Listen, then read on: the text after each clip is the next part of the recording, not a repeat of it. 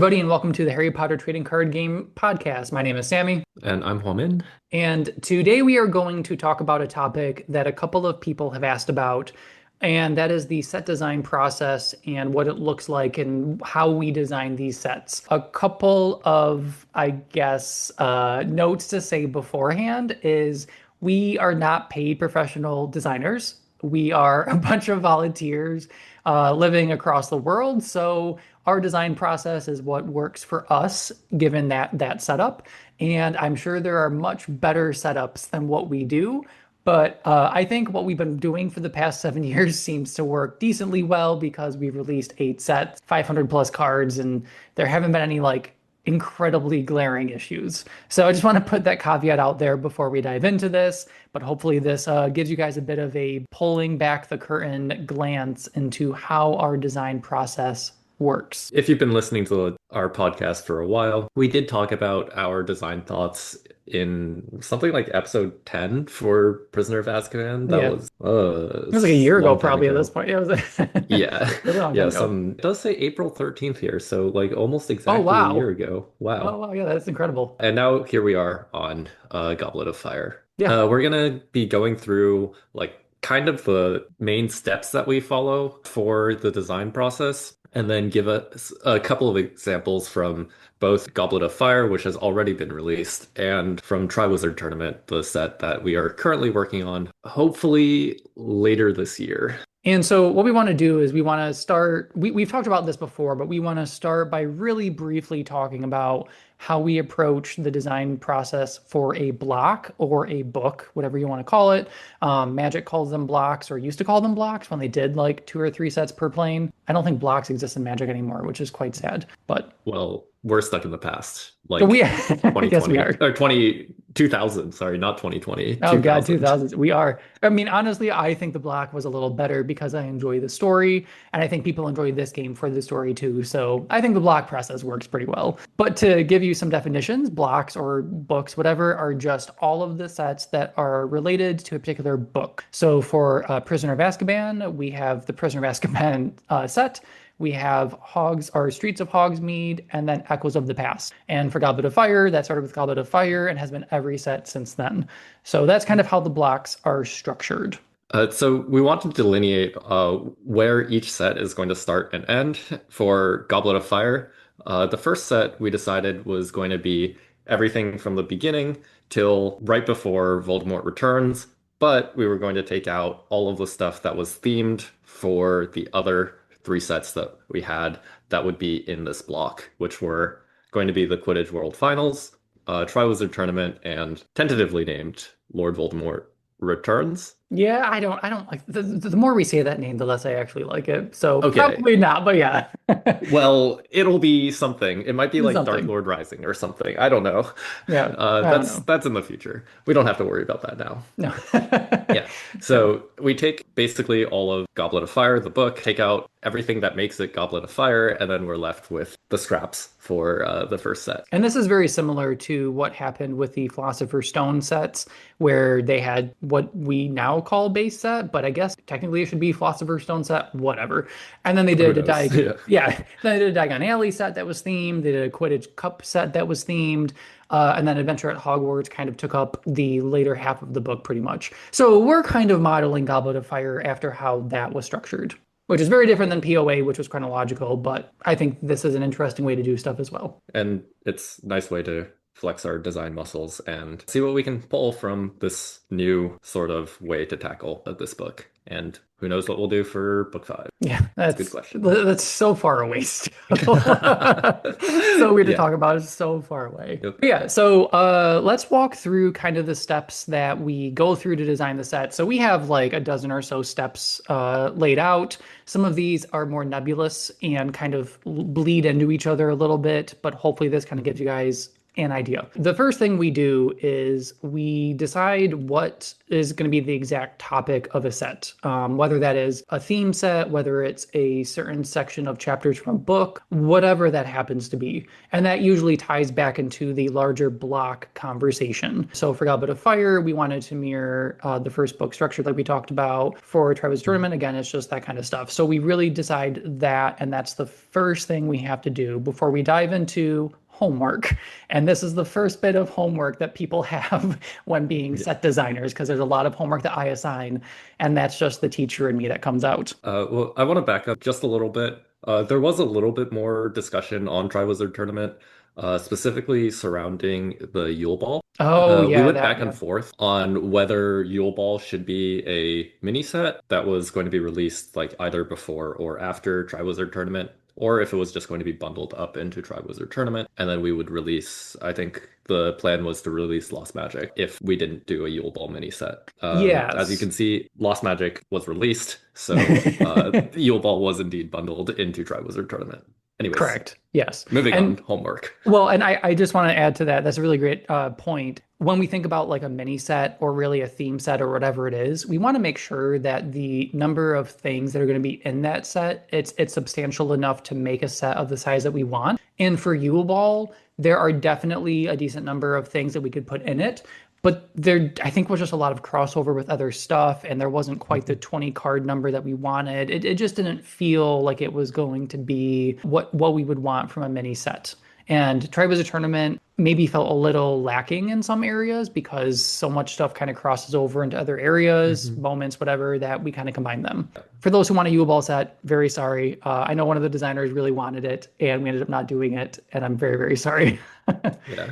Instead, we have something like 6 or 7 cards related to Yule Ball within the Triwizard Tournament set, Sweet. including a card that originally was going to put dancing lessons into play, Oh my God, the but dancing lesson. was since changed. So unfortunately, Since we been cannot have changed. dancing power. Because we dived into this whole realm, which is what Magic does, where they just have like a different named token for everything that all has the same power, and like it was getting very confusing. Loved the idea, it was a lot of fun, but I think people appreciate the simplicity of this game, and that Yes. was making it a little complicated. It was definitely a Anyways, fun idea. fun idea. Scrapped.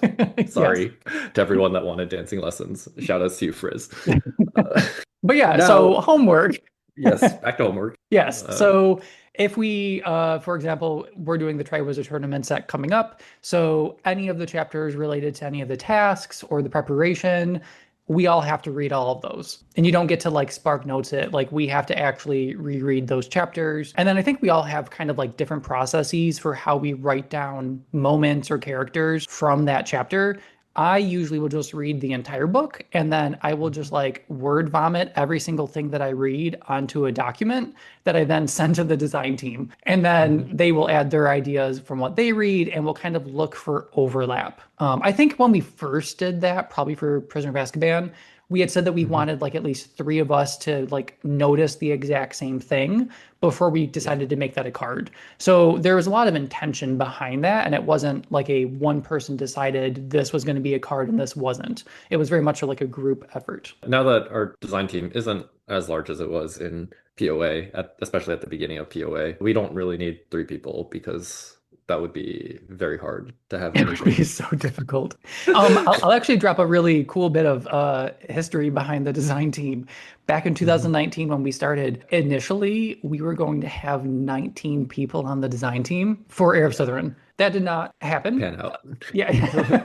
We ended up, I think, Not for the at all. first set, having 7 or 8 probably all working on Heir of Mhm. Slytherin. And since then, it has shifted and other stuff has happened or whatever. But yeah, so we started with 19 potentials and then ended up with like the core group of 4 or 5-ish that we have now. But okay, back to the process of like Yes. designing these sets. So we read all the Yep. books, write down all the names and whatnot. Yep. As we're writing down all of these names, this kind of starts the art search as well. The art search is kind of a multifaceted process. I won't talk a lot about it now, but once we have card names that we think will be in the set, we can start reaching out to artists that draw for us, asking them to draw and giving them a deadline. And then we can also start looking just in general online for pieces of art. So these things kind of happen at the same time, but are handled by different people. And then after we've done all the card names, we have to decide how large is our set going to be. So for example, Goblet of Fire, we knew that we wanted something that was going to be mirroring the base set. So it was going to be a large set, which we had 120-ish cards in that set, I think, Yeah. somewhere Yep. around there. And then for the other sets like QWF, TT, whatever the The the last one. third set in this block is going to be, I don't know. They were going to be smaller, around like 70 to 80 cards. Yes. So, And we also wanted to try to start getting into a rhythm, or at least my OCD brain did, of having mhm. either like 75 or 90 cards or matching like 120 moving forward with big sets and then 20 with mini sets, just to give some kind of like predictability to them. So it wasn't Mhm. just a different number every time. We just pulled out of a hat. It's okay. Different numbers. Since this is a digitally released game, we're not beholden to like shareholders or anything. So if we decide, No. hey, we want to do like a 18 card set, we'll just give Sammy conniptions and Yeah, but then this it'll is be exactly what's fine. going to happen. I will argue for two more to make it 20, and then I will probably lose, and we'll just make an 18 card set and we'll move on with Yeah. our lives. And it's okay. Yeah. There's nothing that's like forcing us to have a particular number, but of course, if we do some weird number like 78, people might ask questions. Why is it not 80? I And to will that I ask will many respond, I questions. don't know.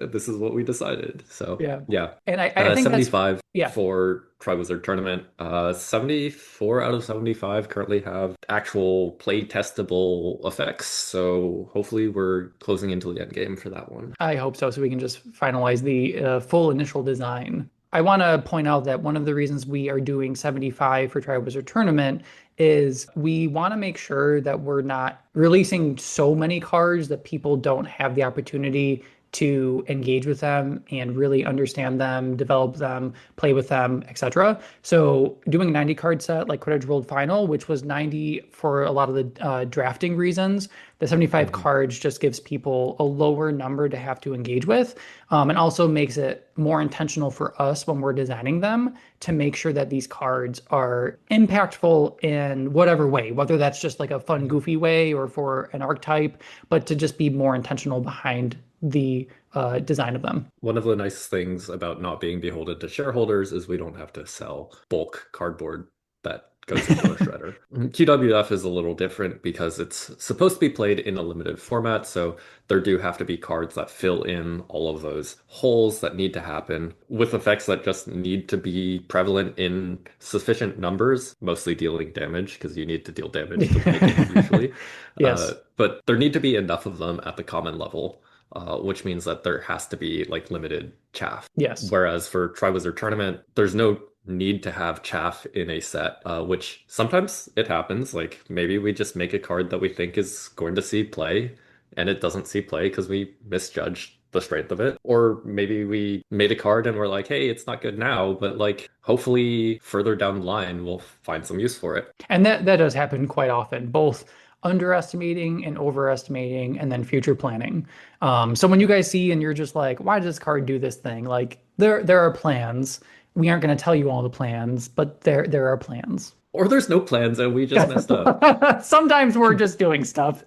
But we'll tell you there's plans, even if there aren't. Exactly. So yeah, so we have conversations around the size of the set and kind of the topic. And then once we know how big it is and we have the topic, we start to talk about some mechanics, themes, goals, etc. of the set. And we do have some most notes to talk about, but I want to step back a little bit and talk a little more broadly about the philosophy behind the mechanics, themes, and goals of POA and that set versus Goblet of Fire set. For Prisoner of Mhm. Azkaban, we really split it in half, as you said earlier, where Harry overhears the conversation in Hogsmeade. And so we at the time had thought, what if we tried to do this kind of divination-y thing, look at the cards on top of your deck for the first half, and then the second half, we designed some cards that cared more about your discard pile. The themes did not come through incredibly strong. I will fully Yeah. admit that. I think we needed to commit more to them than we actually did, which I think is a great design lesson for us to have learned. But so we designed that entire block with that mindset, whereas Goblet of Fire is much more, I think, coming through as we have these ideas or these things that we want to do as we start talking about a set rather than an overarching plan like 4 years in advance. Yeah. Does that sound about right? Yeah, especially I think in our POA discussion, if I could remember what we were talking about a year ago, we talked about like, yeah, these themes weren't intentional enough to be Yeah. seen from like a top-down view from the players, which Yeah. is something that we were bringing into GOF. Like, yeah, let's be a little bit more on top of things on our design. So, Yeah, and uh, I do think people I've heard feedback about Critters World Finals and people saying that the themes felt a little more strong between the lesson mhm, types and what the lesson types yes, did, and that was intentional because draft you kind of just need like the themes within the lesson types to make that work well in draft. Whereas Tribes Tournament is going to be much more themed around three ideas rather than like this lesson type does this lesson type does this, and they're more isolated. So yeah. kind of different design philosophies, but still stressing that theme stronger. Which is why when we go back and look at GOF, I don't think there was actually any overarching theme. I think a lot of it was built to be like, hey, these are effects that we want to have that will help prior existing cards and archetypes. So Yeah. that's why we see stuff like a new Hogsmeade location to help like Descendium, Yep. or a new cycle of books to help Pince. Rest in peace, Pence, and your Uh, yeah. unplayability. But yes, you're right. Yeah, We have this joke in the design team where yeah, every year that we go up, we make another cycle of books and it costs one more. And then yeah. at some point, we're gonna make these like 7 cost books that like if you play it 5 times, you win the game or something. And then like Pince is just going to be the best character in the game. It's I inevitable. want that for her so bad. I don't think it's gonna happen, but I want that for her so bad. So we talked about how Goblet of Fire was kind of just this collection of cards, and we were filling in some gaps and wanting to kind of support some things that already existed. And then Mhm. for the sets that came after the initial Goblet of Fire set, Quidditch World Finals, Triwizard Tournament, and whatever the last one is going to be, they're all going to have much stronger themes coming through in various ways. So, as you mentioned, we saw that already with Quidditch World Finals. And so, let's talk about what these themes mechanics are going to be for Triwizard Tournament. So the first themes that we have for Triwizard Tournament is going to be just big things, things that care about printed power costs, things that try to help you play large things, make it easier to play multiple large things in succession, or just find one of your large things very, very quickly before your opponent knows what's going on. The first theme, big stuff, is mostly related to dragons because dragons are cool and dragons are a big part of the first task, Yep, which is why we decided on something like that. everybody loves a dragon. Everyone does.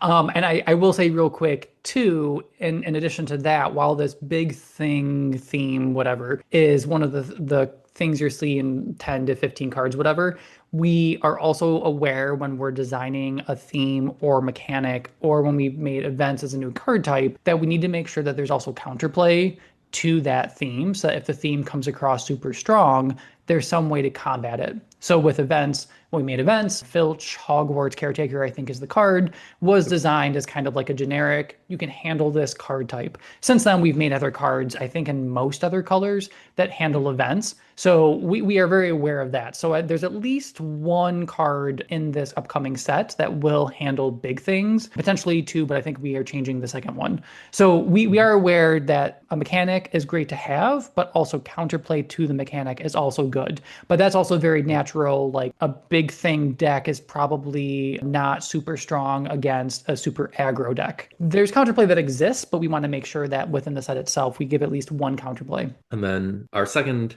theme here is competitive cards. So cards that allow your opponent to do something as well when you're doing things. Yeah, so think about those Quidditch cards. It's like blocked, I think, where Yeah, you get to blocked. do something and then your opponent can do something. That's kind of what we were thinking because we were like, what is a theme within the Triwizard Tournament? And that Mhm. theme is you versus me or the whole group, whatever. And so we were like, how do we resemble that on a card and with an effect? And that is I do something and then you get to do something. Some of them will be, I think, more straightforward, like blocked is. Some of them will be a little more open-ended, and I think those are the more interesting ones because the choices and options I think are very exciting. So hopefully that will be more evocative of, competing in a tournament with someone else rather than kind of just playing a solitary game on your own. A little bit more interaction and thinking, is this cost that I have to pay to get this effect that my opponent is giving me worth paying? Yeah. Sometimes it is, hopefully sometimes it isn't. And we had initially talked about for Triwizard Tournament doing some kind of like match or additional card pile or something that was this Yeah. competitive like arena type of structure for the three tasks. It was turned into a mess and it was so complicated and just Yep. didn't really fit in with the game. So then I think that we moved to more of this contest card idea where we could Mhm. do this I do thing, you do thing. And I think it's creating more interesting gameplay than Yeah. the just generic we race to winning a match or something. Yeah. Race to 3 month long match. Whoever does 30 damage more. Listen, I always love matches, but I think that the way that we've designed these contest cards is just a much better way to handle this. And then our third theme in this is colloquially call it lesson fall. Yes. The crib off of Magic's landfall of whenever you play a land, whenever you play a lesson, something happens. So we have a whole bunch of cards that are about finding lessons, playing lessons, doing things when you play lessons. That's to try to encapsulate that theme of, you're studying for the Triwizard Tournament. Yeah, I'm super excited about this. I know Frizz has been wanting to do this for quite a while, I think, and we Hmm. have finally done it, which is wonderful. It's going to be a lot of fun, I think. And one thing I'll say with all three of these themes is we obviously release sets like once, maybe twice a year if we have a mini set or something. So themes Hmm. don't always get to come back or haven't come back super strongly so far because we haven't released enough bigger sets to do that in. But if Lesson Fall lands really, really well, or if Big Things and like that general support lands really well, which I think it will, we will Hmm. likely bring this stuff back in future sets or sprinkle it in here and there. So just because you see a theme here does not mean it's not going to end here. Hopefully, it will come back, which I Yeah. think Divination we've talked about bringing back as kind of like a larger theme in book five when like Hmm. Friends comes in and he's one of the professors and everything with Yeah. Trelawney happens and Divination just becomes like a bigger thing again. Yeah, and if you want to see themes coming back, just look no further than Goblet of Fire, support for candy, support for Hogsmeade, Yep. support for divination, support for characters, plants, spiders, whatever. There's a lot of support in Yes. Goblet of Fire. That's about enough on deciding general mechanics and themes. Yes. The next thing that we do is we talk about any cards that we really, really, really, really, really need to have in the set. Yeah, so earlier we talked about how we make that list of cards and we kind of start like placing them in there. And we do kind of point out some important ones at that point.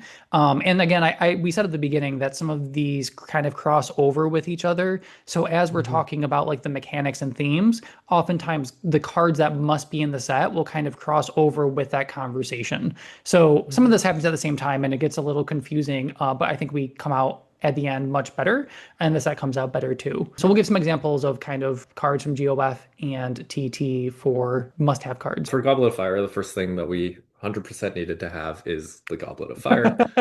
If Yes. set and we have a name for it, we usually try to have a card that is evocative of that name.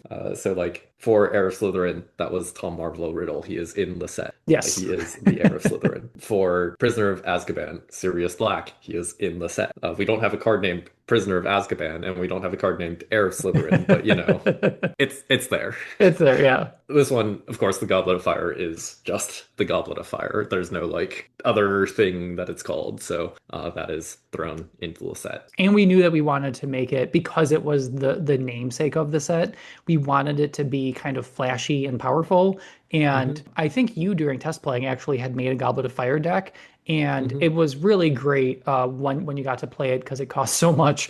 But when it did its thing, like it was really cool. It worked really well. Yep. It did exactly what we wanted. It was powerful. Like that's what we wanted for the namesake card. I don't think it's It's like the okay. strongest deck in existence, but it's a cool take on the ramp to a big thing and then try to combo out and win the game. Yeah. It's cool. Yeah. I Yeah. like Word. You Agreed. can't convince me otherwise. Second group of things. We knew that going into Triwizard Tournament, we wanted to have all of the champion cards have a name and then the subtitle as like X champion. In order to have a name, comma, some other descriptor to them, we usually need to have a character card that actually just has their name because that's how characters work. Usually their first iteration is just their name. So like the first Harry Potter is just Harry Potter. Second Harry Potter can be anything. Harry Potter, Harry the Seeker, Harry Triumphant, whatever. I don't know which one came second or third. I don't remember. Yeah. So of course we did have Cedric Diggory already, but we needed a Fleur and we needed a Victor Crumb. Looking at that kind of more long term, this will give you guys some idea of like what we talk about when we're designing sets and blocks. Is we knew that Cedric was going to be a champion in book 4, and we introduced him Echoes of the Past. I think he so. came in because we wanted again to give him that base name before we came to what is going to be Triwizard Tournament, and we put him in there as, you know, Diggory, whatever he is right now. Hogwarts champion, I think. Yes. So Yeah. we had that, and so like we do plan ahead in those kinds of ways, which again, going back to an earlier comment, when we put stuff in, sometimes there's a plan for later on, even if it seems random. And Cedric was definitely one of those moments where we were like, it's going to pay off later. We just have to put it in Echoes of the Past, and in 4 sets, this will matter. 4 sets in like how many years later? Right. Listen, Magic has taken like 25 years to complete some cycles, so I think us doing it in 4 years is pretty good. Sure. Yes. Whatever makes you sleep at night. Yes. Also, the other thing for like these iterations of like, hey, we need a character and we know this character is going to come back. We need to design a character such that they have a overarching theme to their ability that can be referenced to later, but like changed and switched up. So Harry, for example, draws poorly usually, but draws. Yeah, he just draws cards. That's okay. It It's is. pretty basic, but you know, it's a good action. Drawing 2 cards. It's okay. Like Cedric Diggory, his ability is discard to draw in the previous iteration of him in Echoes of the Past. So his new ability is currently something that revolves around discarding to get cards. So we knew when we were making Fleur in this set, we had to have some like central theme to it that could be iterated upon, which is how she became the keyword character. That's a really great point, how we kind of think about card specs for the characters. Madame Maxime was a unique situation with this because I think you had come up with her effect. It's definitely not a me kind of effect. So it was probably definitely Yeah, you. it sounds like a me thing. And we were just like, she's going to be a one-off character. And what is like a one-off type of effect that we can put on her? So when characters that we have that we know are not going to return, we'll tend to do that kind of stuff. And Maxime was just a really great place for that effect. And we wouldn't have to think of a different iteration of it in the future. We were just going to be like, this is what it is. Here you go. Whereas the other ones we have to be very intentional with because there's only so many different ways that you can draw or only so many different ways that you can do whatever it is. And thinking of a new way to do that that is simple, fits with the overall game themes and everything, it can be complicated. It's just a problem design space. That is all it is. So next we have the cycle of books for Goblet of Fire, which was really exciting. I think they're probably some of the most played cards from that set, actually. Like, they're just incredibly powerful. Ramping 2 is just... with an additional effect, it's so strong. It's pretty good.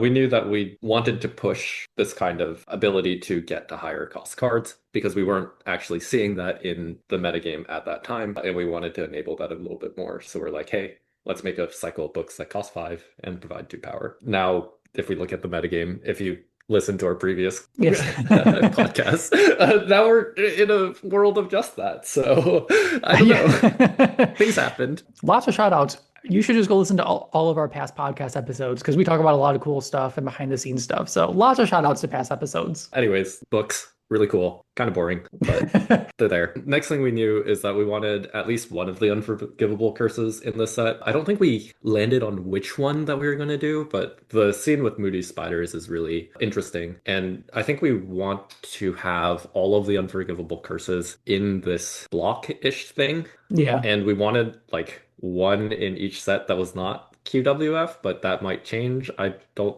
think we're having one in Triwizard Tournament, so it might just be 2 in the set that must not be named. Yeah. Agreed. Yeah, it'll probably be a conversation piece at this weekend's design call. We'll figure it out at some point. One of the unforgivable curses that turned into Imperio. It could have easily been Crucio. Yeah. Probably wasn't going to be Avada Kedavra because that's too iconic. Way too not iconic for this. And so then we had started and introduced advanced lessons, which were really cool. Pain in the ass to design. It was so hard to design them and land on an effect that was like balanced and useful and like there's even questions on how useful it is. I mean, there's whatever. We started them and we're like, let's just do five and Echoes of the Past. And then so we Hmm. had to finish the next five in Goblet of Fire, even though they're year three. Yep. So I think that's also a lesson for us in the future. Like if we want to design a year's lessons, we need to get them all into the same year and not try to cross over. That was just Yeah. unfortunate timing and thinking of them, but we needed to finish that. Also, like, if you want to shove 10 lessons in a cycle and call them a year, don't start it in the second set of the block, Yeah, the last set. lots of lessons learned from that set. Yeah. But also there's like a ton of conversation on like how are they actually going to be templated? Because this is like Yes, not a template or like that we've ever done before. So like huge shout outs to Stefan for huge. designing like such an amazing way that they look with like the Oh, book they're halves and like beautiful. the two colorations on it. Like man, Yeah, he does graphic design as a job for a reason because he is very yeah. good at it. Yeah, beautiful templates. And like the same thing happened when we were designing like character or sorry, creature items or Mhm. whatever else. We were just like, how is this going to be templated? What is this going to look like? We ended up, sticking with a particular template and then we just added in another keyword or whatnot or Mhm. card type. But Yeah. he was a lot of the thought behind that and like, what does that look like? How does it lay out? And that was just incredibly helpful. So Yep. very beautiful templates. Events as well. The Yes. little lightning bolt that goes through. The reason why they're not horizontal text boxes like items, because those are awful. It's so bad trying to put in like the text for items. It is a struggle every time. So we don't actually have. I think this is a great. We're sorry. We're going to do a quick aside. We don't have Yeah. this in our outline, but we're talking about templates, and I think this is a piece that we're missing in this conversation. But templates, for better or for worse, do really affect how long effects can be, how complicated they can be, the wording that we Mhm. use, whether it can provide power or not. Like the templates matter way more than people think. So Yeah. when Stefan designed the advanced lesson templates, those are very important to make sure that we had space to be able to write enough stuff, still have the advanced lesson Mhm. banner on there. Like those things Mhm. mattered so much. And there was a conversation, I want to say it was Prisoner of Azkaban, and I Mhm. was very against it, aggressively so, but to change the item template entirely Uh, because the current item template, as you said, really restricts it's how many words can go. Yeah, like it really it does. Yeah, there's lots of issues with it. There was the idea to shift it so it looked like matches and events do, where it's this like half on the Mhm. left is words and half on the right is a picture. And I fought against it for various reasons. We ended up keeping it after a group conversation and whatnot. But templating just matters so incredibly much. It's also that like, dude, art is like you Oh don't my find God. squished art like that. Like the horizontal to vertical on the lesson or on the item card is just like, It's a oh pain in the yeah. ass. It's Yeah. so difficult. Well, and I'm preaching to the choir here. You're the one that does most of the the resizing on the well, art. no, but So yeah, it matters. It matters for the template matters for the amount of yeah. words. It matters for the style of art that we can choose, and Hmm. sometimes the art that we have to just get rid of because we can't have it. One Hmm. thing I'm trying to do is post on a weekly basis, sometimes twice a week, some art that we use on our cards because some of it is just hidden. If it's Hmm. a item, the bottom half is hidden. Locations, the left half is hidden. And Hmm. artists spend so much time on these and they're beautiful pieces that we want to make sure that you all get to see this. So templates are wonderful. They make it so easy to just make new cards. And they're also Hmm. the biggest pain in the ass, both as a graphic person that has to design them and use them, and then also as designers that have to be restricted by them. Like, yeah, there's just so much. And then, like, It's rough. all right, I'll go on one more like Hmm. venting tangent with templates. So we have in the past, this comes up every once in a while, discussed the idea of like a hybrid type of lesson or something, mainly Yeah. so that we could like play cards and not be as restricted or whatnot. But what do we do with the lesson symbol in the top corner? Do we like shrink them and put them in a circle like Magic does? Do we do like half and half? Do we put them in like different corners? Like there's just so many design decisions and what that template looks like that we just haven't moved forward. We haven't seen the need necessarily to do it either, but we just haven't Yeah. moved forward with that either. That's why in Goblet of Fire there are. Oh, we definitely had this conversation on multicolor cards, and then our concession was the cycle of cards that are if you have a X lesson in play, do Y. Exactly. Yeah. Like here's a nice little benefit for you. Here's a little piece of treat or something. Yeah. Yeah. To like try to push these things into a multicolored area, but also like it's just how do you do it?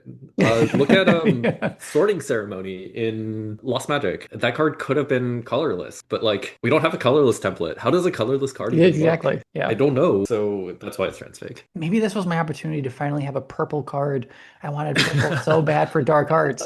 That's what I should have pushed for, like a colorless purple color. And I Oh could have, yeah, and then I missed the opportunity. you'll pay for it with dancing lessons I, because it requires dancing power. damn it. Anyway, that was a long tangent, but an important piece of the design process Mhm. that we have to think about, that we did not include. So I'm glad that we were able to do that. But let's Yeah. move on Yep. to a hint Uh, card. Yeah, we had a card in a Goblet of Fire that was saying, hey, the next set's going to be Quidditch World Finals. And that card, obviously, if you look at an entire list, you'll be able to find it. It is World Cup tickets because you get the tickets to go to the finals. That's why that card is in Goblet of Fire and not in Yep, QWF. It also exactly. wouldn't fit into the QWF draft environment No. because it'd be really hard to play this like match finding card when you're just not even guaranteed to have a match. I will say I don't think we have a hint card, and there wasn't one in Quidditch World Finals, and I don't think we currently have one in Triwizard Tournament.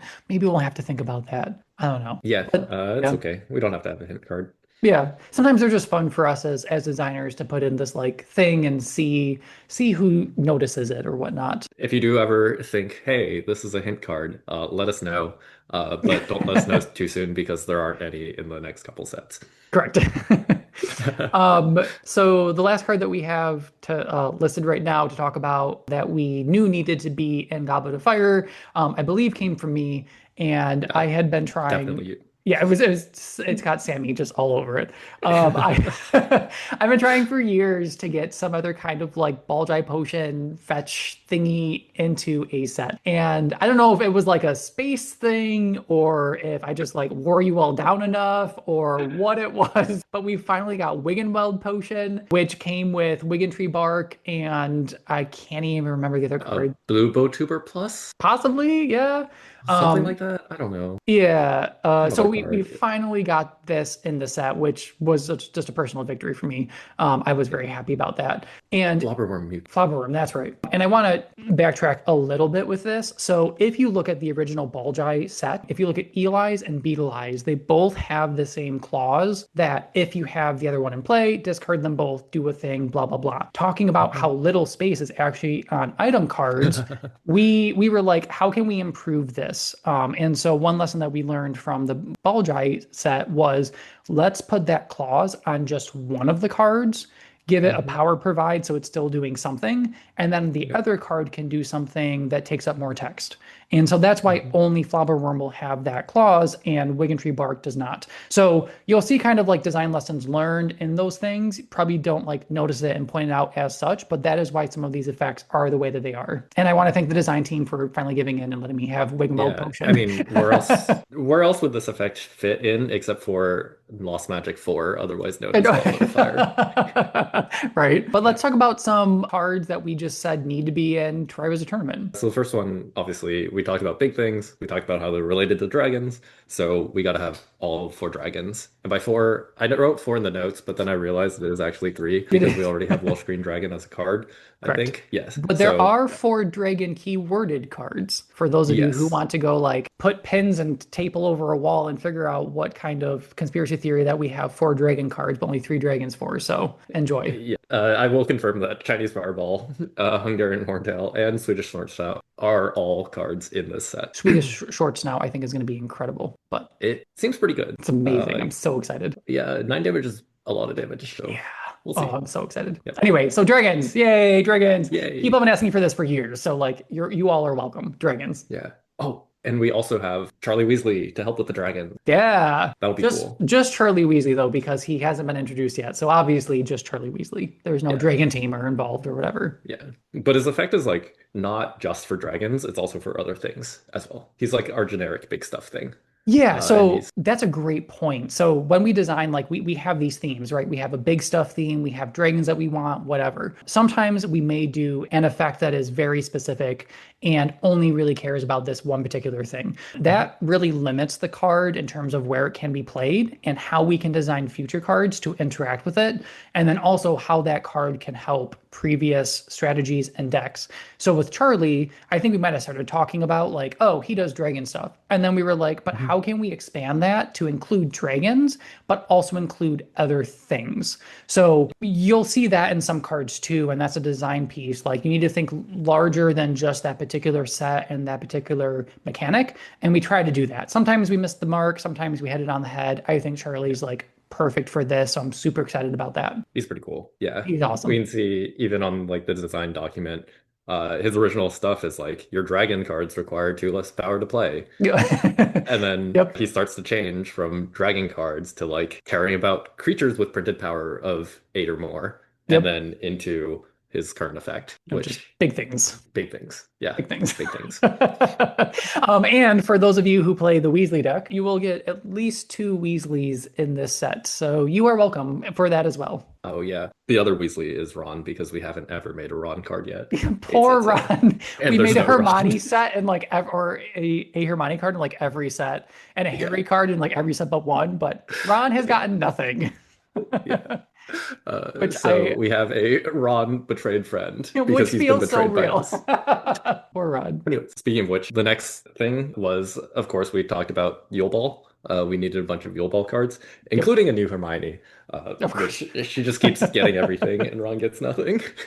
Yes. And th this Uh, is another example. Hermione's name was actually proposed back in like Heir of Slytherin, like when we first started, I think, maybe yeah. POA. And we've just kind of held on to that name for 5, 6, 7 years, whatever. And the name is finally coming. So we plan stuff sometimes very far ahead, and eventually we do get there. Yeah, I remember Aram telling me like he had an idea for Hermione Yule Ball debutante like Yes. I want to say at least 5 years ago. It's like I Long really time hope that ago. this becomes the card. I was like, it's probably not gonna happen. Sorry, your effect is too strong. Fortunately not. Although I will say, if this pattern can continue, I hope one day we get Malfoy, Lucius Malfoy Oh, broomstick buyer or whatever his name is, yeah, to have that's like right. 7 brooms in play. I am still Yeah. holding out hope that that comes through one Lucius day. Malfoy, broomstick fire. That was What an so effect good. that was.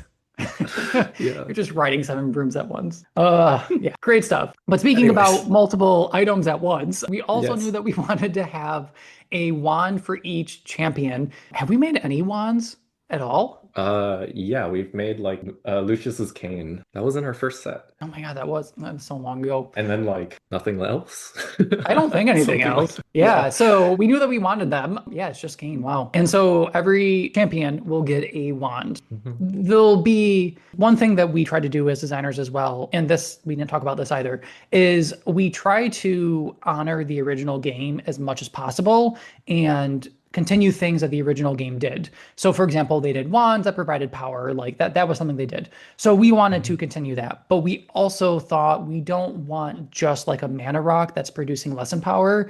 What if they did something else that made them a little better than just, oh, I'm playing this 5 mana card for 2 power? And so they kind of are like the same as books in some way, where they provide power but also do something else, but they're wands instead. So one play at a time. So yeah, they're going to be different than the original, but still similar to the original. So all that to say that we tried to honor the original while still putting a little bit of a twist on stuff to make stuff a little more exciting. The other thing is that they also all tie into what the owners of the wands, what their characters are trying to do. So like Cedric has an ability that helps with discarding cards. Harry's wand has an ability that helps with drawing multiple cards. Fleur's cares about keywords. Victor's cares about discarding cards from play. So they're all tied in to the abilities of the owner of the wand. Yeah, which is really cool. And I hope you all appreciate how much work had to go into that, because there was a lot of work. But I think they were really cool, sweet. I think you came up with a lot of the ideas for the Uh, wands. And then we kind of some of them. adjusted them a little bit. They're Yeah. they're really, really cool. I'm super excited.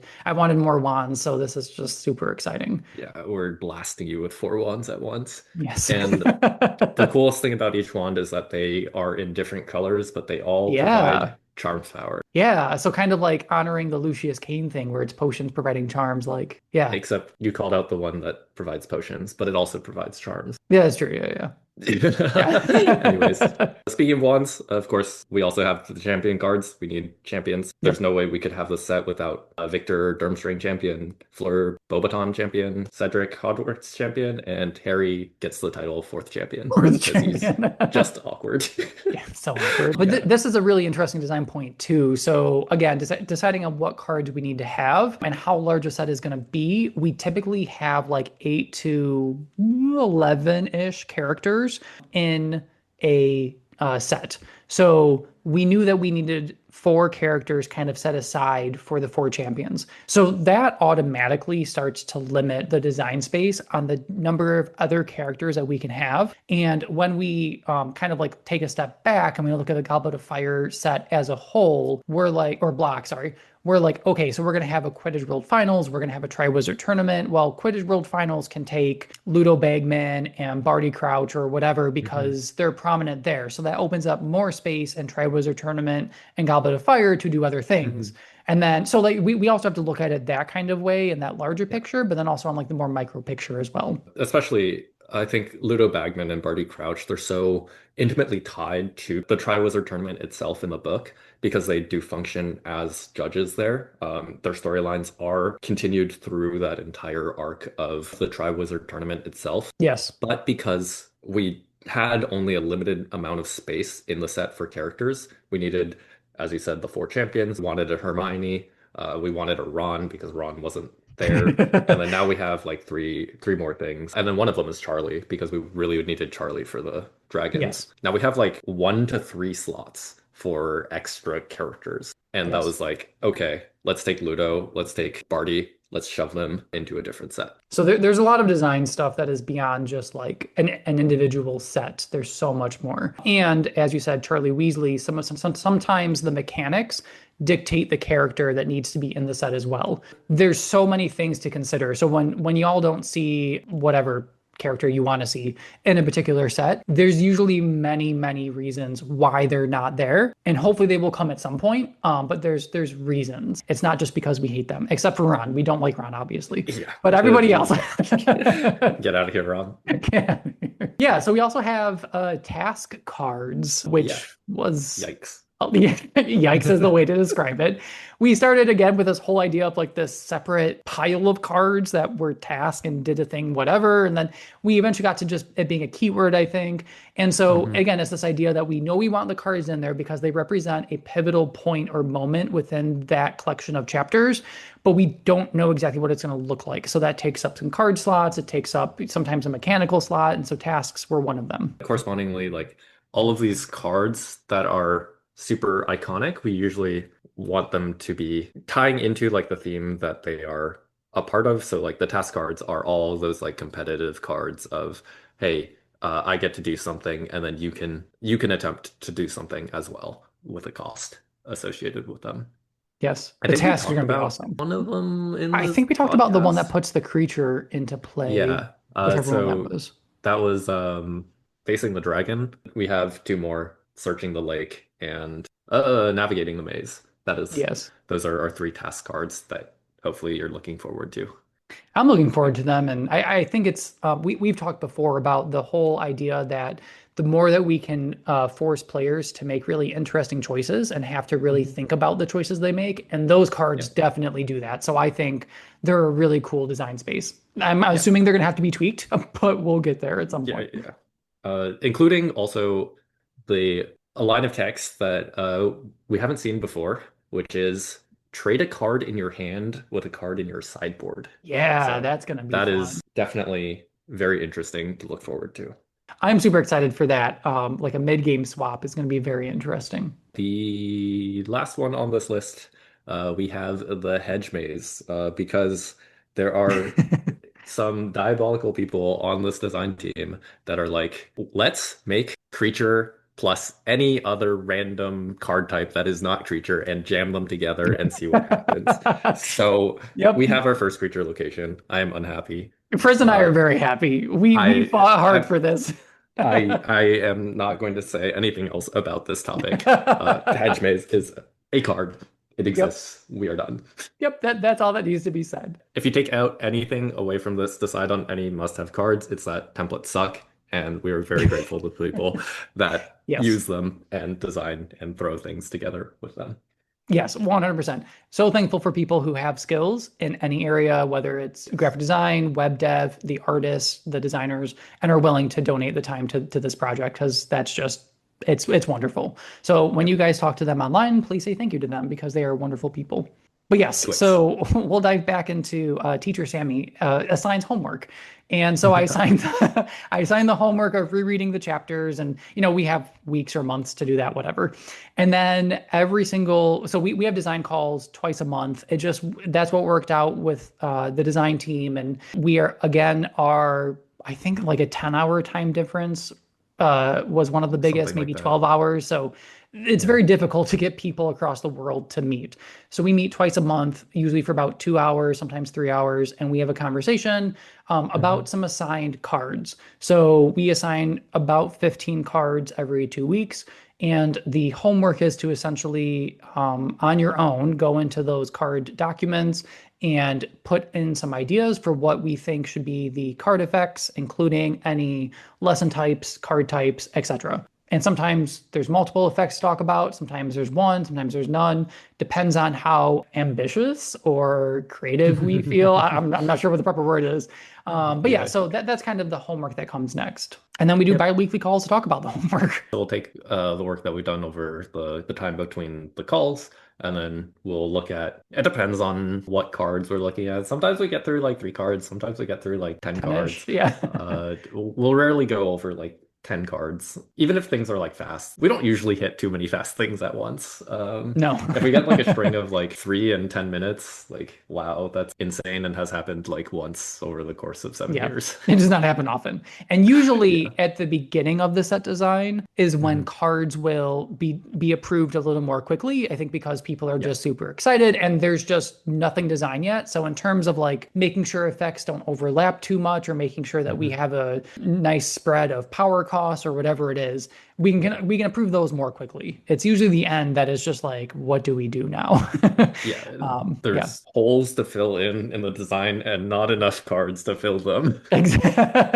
Exactly. And not enough like ideas to fill them creatively. Like Yeah. if we're like, okay, we need a card that does damage in charms, we're not gonna just print another like Bluebell six Plains cost or deal 5 something. damage to your opponent. We Yeah, already have 2 of them. We don't need third. exactly. Which goes back to like why are our sets smaller than other like games and stuff? It's that we don't need chaff. So each card in a set, usually if it's not serving a purpose, I would rather remove the card than like make something else to fill in the spot or like make force a card to like have to exist for the sake of existing.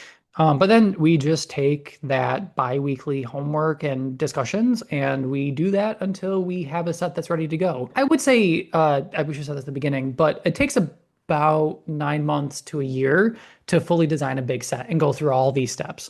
And we're not done with the steps yet. So rinse and repeat usually takes quite a few months to go through all those Mhm. cards. And then we dive into test playing. To be clear, though, while we're rinsing and repeating here, we have a separate Lackey file that we'll do test playing with that will be upgraded every so often. So even before like the set is complete, if you're in the test playing team, you can test play with these cards that are still being worked on as it happens. There is some test playing that happens while cards are still being designed, but the bulk of the test playing happens after. Yes, and that also helps us because then we are able to, for example, go back and redesign a card in the middle of design, so that way when we get to the final product of like full on test playing, we've kind of hit some of the struggle points already and already addressed that. So test playing can focus on the stuff that actually needs test playing. Anyways, test playing in Goblet of Fire, I don't think there was like that much stuff that was like crazy out there. There were some cards that were like I was curious on, hey man, maybe this is like way too crazy. I think the one that I can think of off the top of my head that I was like, wow, I don't know where this should be is the one that reorders the top of your opponent's deck. Planetary Divination, that card. Oh I yeah. was like, I think this card might be like one, miserable to play against, and two, way too strong. And then it turned out to be absolute crap. So I was like, okay, we don't have to touch it. It's good. But the art on it is so beautiful. But Yeah, yeah, yeah.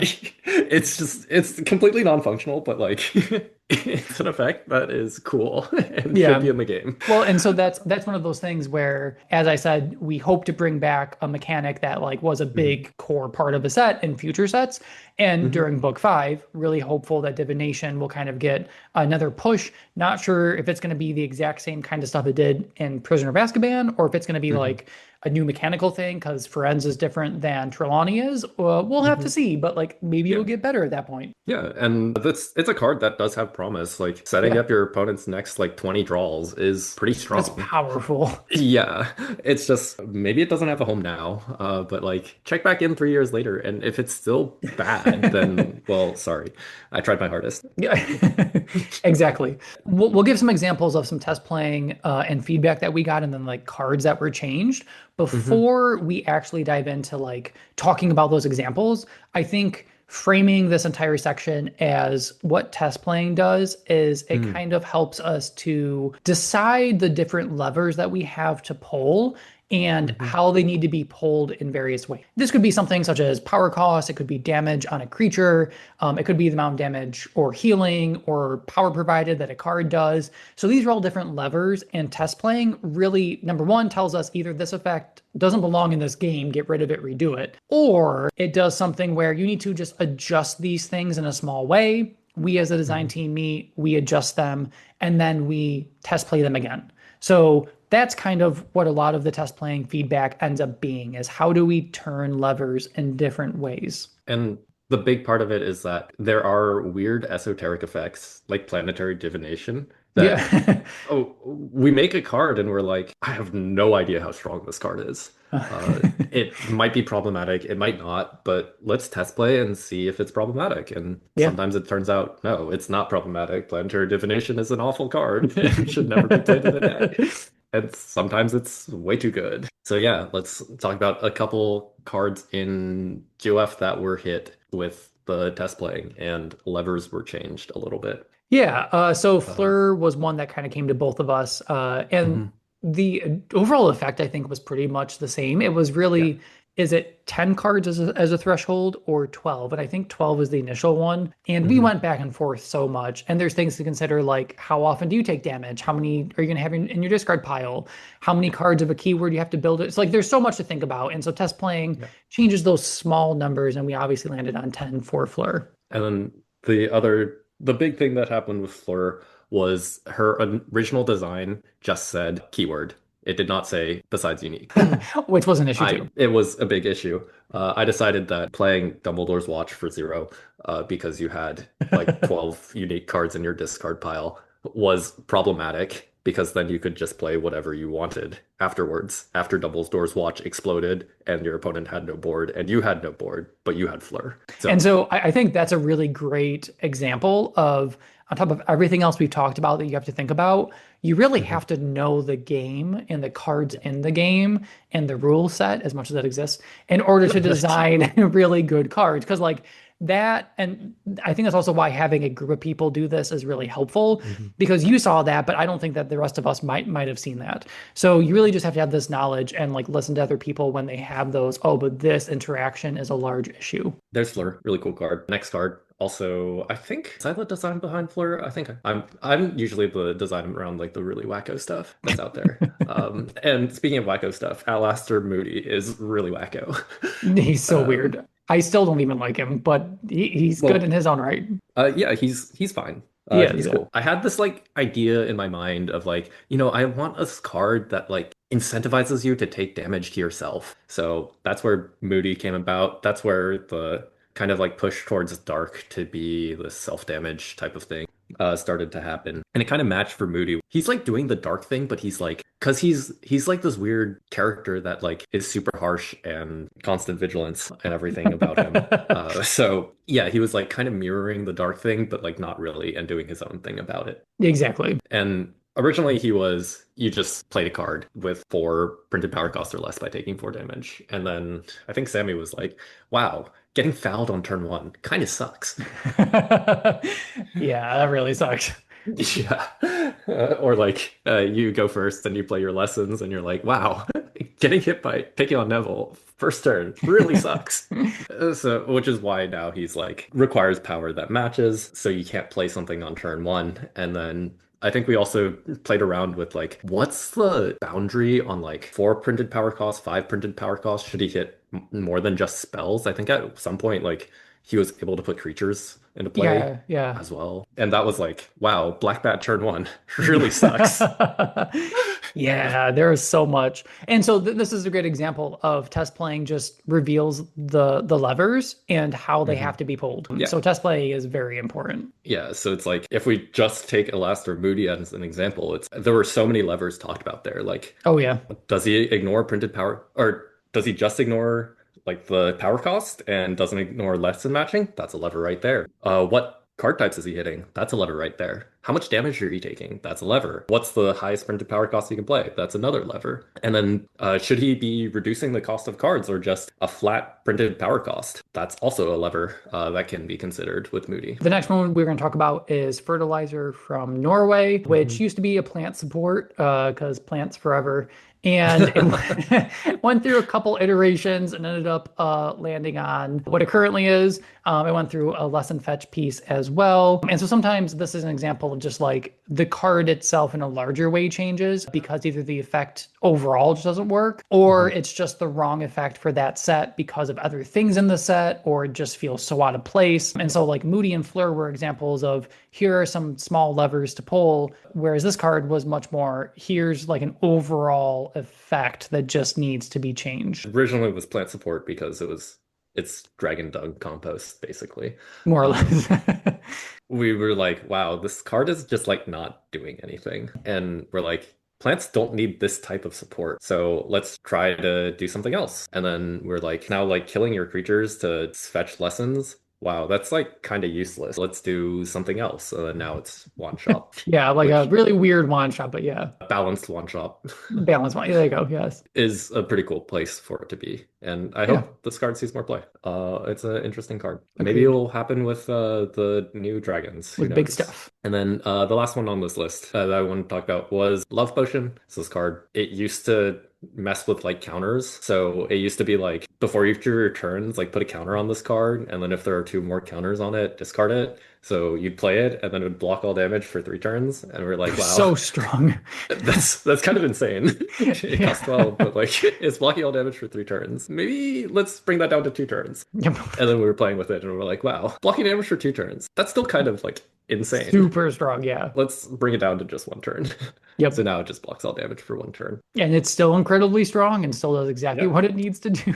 It carries an entire archetype. Like that's pretty good. It's amazing. Yeah. But yeah, so sometimes like those are examples of like we have specific feedback from test playing. Let's pull some levers, change effects, whatever.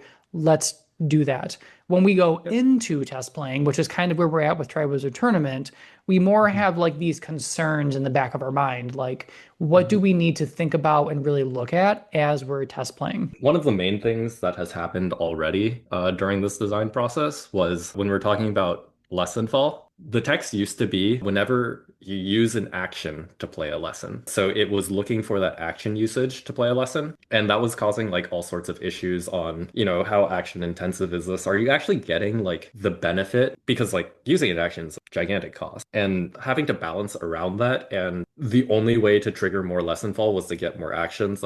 Which is very problematic for obvious reasons. Extra actions are scary. It And has it's now it's been kind of a changed. straightforward, boring Yeah. design space sometimes when it's just Yeah. like you need this version to give you extra actions. Like we want to do something a little more interesting. Yeah, now it's changed from use an action to play a lesson to whenever you play a lesson. So it works with all the put a lesson into play from anywhere type of effects. That's also an example of we want to make sure that this is going to work with previous cards as well as future Hmm. cards. And this Yeah. change is going to make sure it works with both. So again, thinking about how can we expand the card design enough so it accomplishes what we want, but still hits on other stuff. And currently, I think that every card is pretty much working with this. The one really iffy card that I'm like, maybe he needs to be changed, maybe not, is Garrick Ollivander. I don't think we've Mm, talked about him yet. no, We've yeah. talked about a lot of spoilers on this, but we can talk about Garrick Ollivander and his entire text box. Whenever we make like a archetype, we usually want to have some sort of card that is going to be helping that archetype. Some sort of like, hey, I'm a build around starter that you can take, put me in your deck, start with me, and I'm going to start to fuel this archetype. Yeah, For and that's great for new players too, just to like Mhm. have kind of a here's a roadmap of what you should do. And of course, Garrick Ollivander is our Lesson Fall starter, and he's a very simple starter, but that doesn't make him any less powerful. His ability is once during each of your turns, whenever you play a lesson, you get one more action that turn. Very, very simple, very, very strong. Possibly too strong. I don't know. We'll see how much effort you need to do to make sure that he's like fueling your engine, but still allowing you to do what you want. Because your deck is can't just be all engine and no effect at the end. Which also goes back into one of these things about test playing is that one of the big things that is hard to accurately gauge how strong things are is esoteric effects. The other one is value over time, which Garrick Mhm. Ollivander falls like squarely into. How much value is he going to be putting out over the course of a game? That's really hard to tell when you look at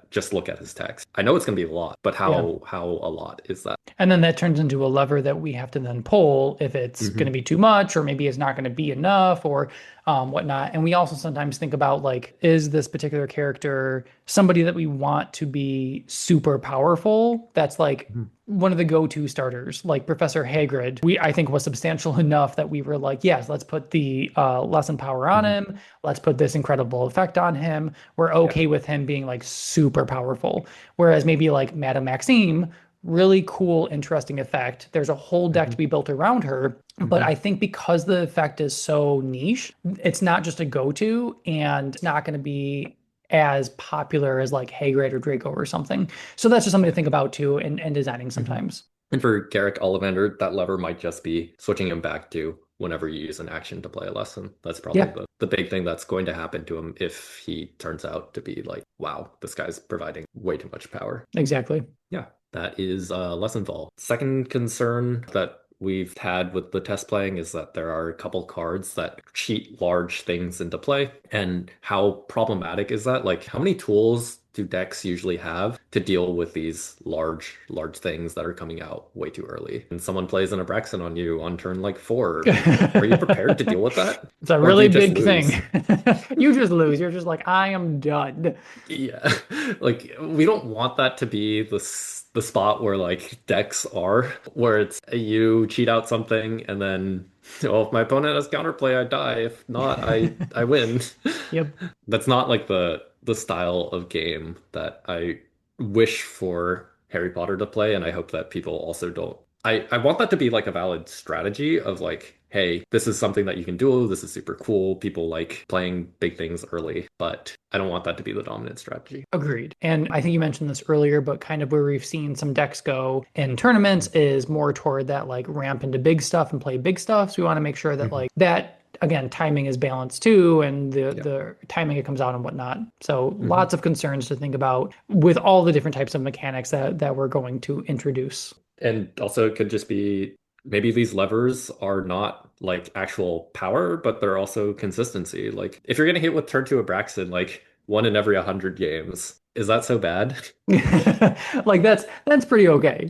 But Yeah, every like, game is a little concerning. yeah. But every once in a while, turn two Abraxan might not be so bad. It's It's pretty probably still exciting. way too bad.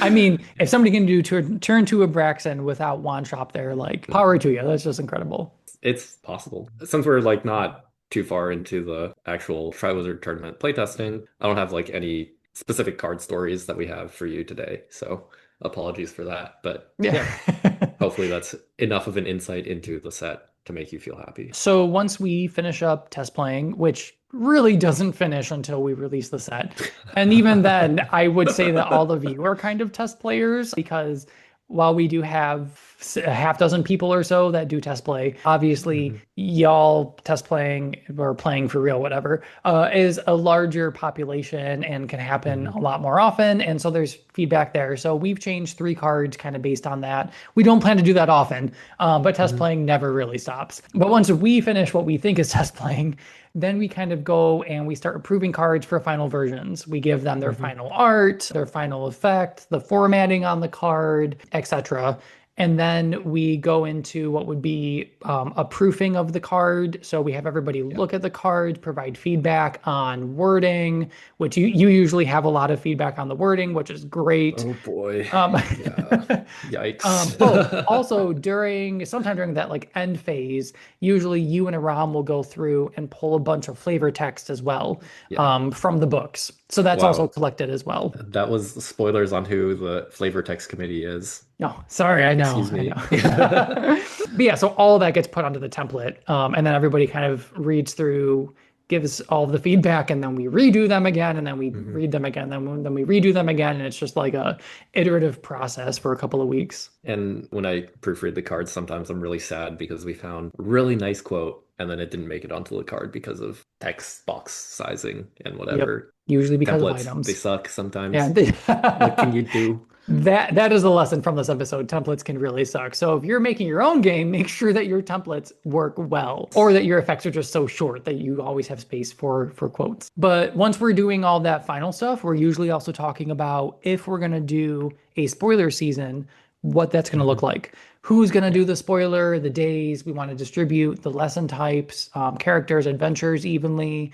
Want to make sure that we're Mhm. doing it on various platforms. If artists are doing it, we're making sure that we're tagging the artist in the art. Try to do some of the same spoiler people. Some people have drawn for us since Heir of Slytherin, so we have them do spoilers a lot of the time. And so Mhm. that's a piece to like organize as well. And even once we start spoiler season, sometimes stuff still changes. And so Yeah. we are just like panicking until everything is finally just sent out, and then there's still panic. The FAQ, the release notes, all of that's written during that time as well, and kind of put together as well. And then Yep. it's out. And it's a mess. I remember one of the sets, I was like at my job and I was working with glassware and then I like accidentally jammed a piece of broken glass into my thumb. But it Oh, was nice because the set was releasing in 2 days, so I like took time off work oh, to I just sit remember down that. and went through like so much proofing over that time because my thumb was dying. It was Yeah, good.